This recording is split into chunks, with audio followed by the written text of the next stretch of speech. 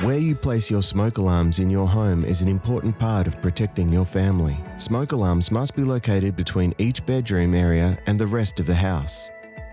We recommend they are also placed in every bedroom and living area. Installing them in hallways and stairs between floors increases the chance of a fire being detected.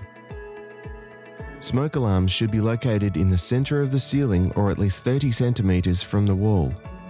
Properly placed smoke alarms will give your family an early warning in the event of a fire.